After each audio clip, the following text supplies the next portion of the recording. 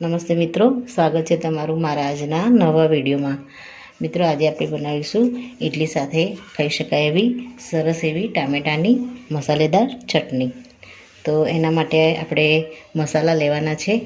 સૂકા મરચાંથી 10 નંગ લીધા છે। આંબલી મીડિયમ સાઇઝનો ટુકડો લીધો છે। લીમડો લીધો છે આપણે।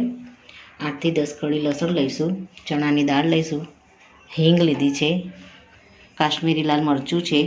વઘાર માટે રાઈ અને લીમડો લઈશું અને 3 ટામેટાં આપણે ધોઈ અને ઝીણા સમારીને લીધા છે। તો મિત્રો, ચટણી બનાવવાની આપણે શરૂઆત કરીએ। મિત્રો, સૌ પહેલાં આપણે એક વઘારિયામાં થોડું તેલ લઈ લઈશું અને એમાં આજે આપણે લસણ ફોલીને રાખ્યું છે એને પહેલાં તો આમાં ફ્રાય કરી દઈશું। આપણે લસણને થોડું બ્રાઉન કલરનું થાય એ રીતે આપણે આને ફ્રાય કરવાનું છે અને પછી લસણને આપણે અલગ કાઢી લેવાના છીએ। મિત્રો, આ ચટણી ઇડલી સાથે ખાવામાં ખૂબ જ ટેસ્ટી લાગે છે। સંભાર ના હોય તો પણ આ ચટણી સાથે ઇડલી ખૂબ જ સારી લાગે છે। તો મિત્રો, આપણું લસણ થોડું ગોલ્ડન થાય એટલે આપણે આને બહાર લઈ લઈશું।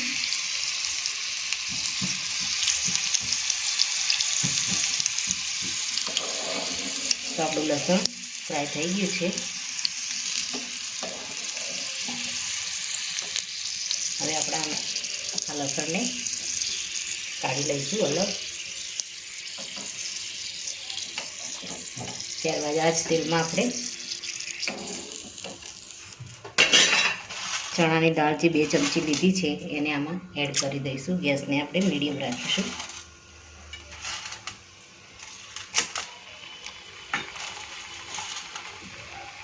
દાળને પણ આપણે બરાબર થાય એટલે અલગ લઈ લઈશું।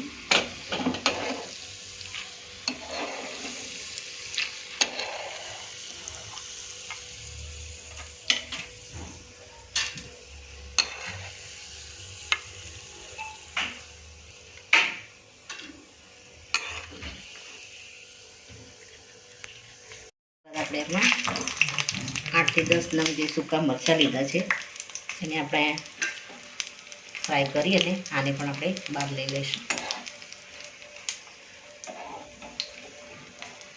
આપણા મરચાં ફ્રાય થઈ ગયા છે।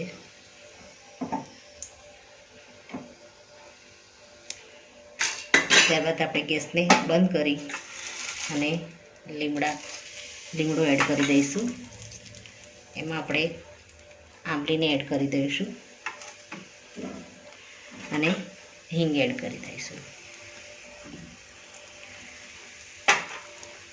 આ મસાલાને પણ આપણે બહાર લઈ લઈશું।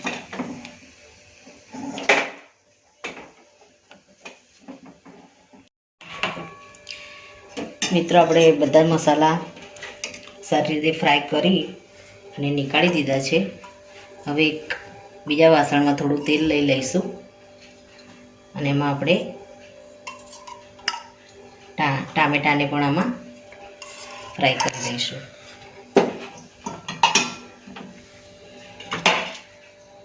આમાં આપણે ટામેટા એડ કરી અને આને થોડી વાર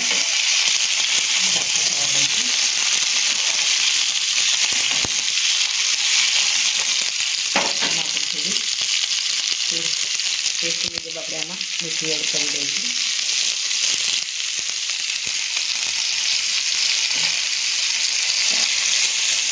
ટામેટા આપણા સોફ્ટ થાય ત્યાં સુધી આપણે થોડી વાર એને હલાવીશું।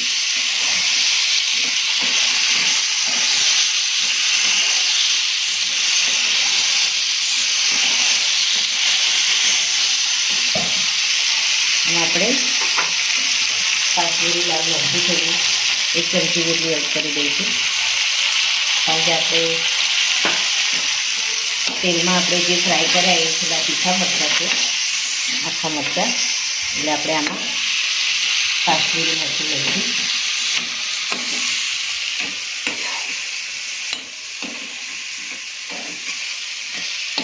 અને આપણે ઢાંકી અને 2 મિનિટ માટે થોડું સોફ્ટ થવા દઈશું. થોડું પાણી છૂટશે એટલે આપણા ટામેટાં સારી રીતે ગળી જશે. ત્યારબાદ આપણે આને મસાલા સાથે પીસવાના છે. આપણે ઢાંકી અને થોડી વાર માટે એને થવા દઈશું. થોડું આપણે 1 ચમચી જેટલું આમાં પાણી એડ કરીશું, જેથી આપણા ટામેટાં સારા એવા ગળી જાય. આ સાથે આપણે ટામેટાને એકદમ સારી રીતે ગળવા દઈશું. મિત્રો, આપણા ટામેટાં એકદમ સરસ મેલ્ટ થઈ ગયા છે. આપણે ગેસને બંધ કરી દઈશું અને આજે આપણે મસાલો તૈયાર કર્યો છે એને પણ આપણે આમાં એડ કરી અને આને ઠંડો થવા દઈ અને પછી આને પીસી લઈશું.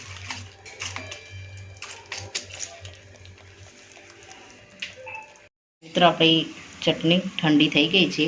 હવે આપણે મિક્સરમાં નાખી અને ક્રશ કરી દઈશું. એકદમ સ્મૂથ આપણે આને પેસ્ટ બનાવી લઈશું.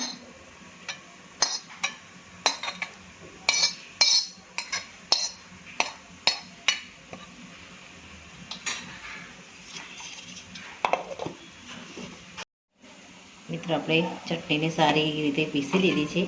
આને આપણે એક અલગ વાસણમાં લઈ લઈશું. ત્યારબાદ આપણે આનો વઘાર કરીશું.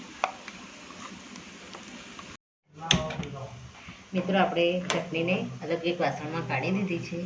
હવે આપણે એક વઘારિયામાં ચટણીનો વઘાર કરવાનો છે. એટલે સૌપ્રથમ તો આપણે 2 ચમચી તેલ મૂકી દીધું છે. હવે એમાં આપણે થોડી રાઈ એડ કરી દઈશું. આપણું તેલ બરાબર થાય એટલે આપણે આમાં રાઈ એડ કરીશું. આપણે આમાં 1 ચમચી જેટલી રાઈ એડ કરી દઈશું. આપણી રાઈને થોડી આપણે તડતડવા દઈશું. રાઈ આપણે થોડી તતડે ત્યારબાદ એમાં આપણે લીમડો એડ કરીશું. મિત્રો, આપણી રાઈ તેલ આપણું થોડું ગરમ થાય એટલે આપણી રાઈ તતડી જાય એટલે આપણે હવે આમાં એક લીમડાની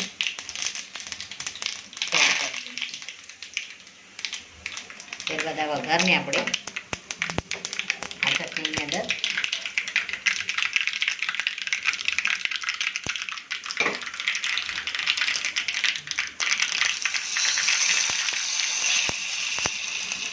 એડ કરી દઈશું.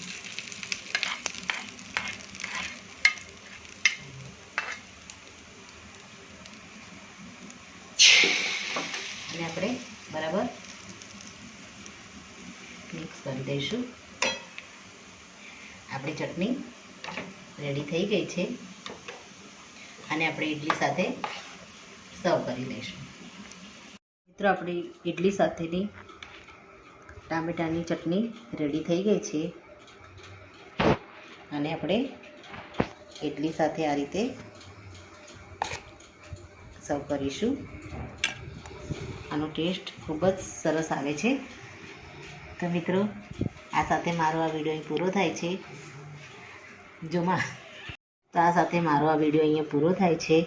જો મારો આ વિડીયો તમને ગમ્યો હોય તો લાઈક કરજો, શેર કરજો અને તમારી ચેનલ દેશી સ્પૂનને સબસ્ક્રાઈબ જરૂરથી કરજો અને કમેન્ટમાં જરૂરથી લખજો કે ઇડલી સાથે ખવાય એવી ટામેટાની ચટણીનો વિડીયો તમને કેવો લાગ્યો. ફરી મળીશું એક નવા જ વિડીયો સાથે.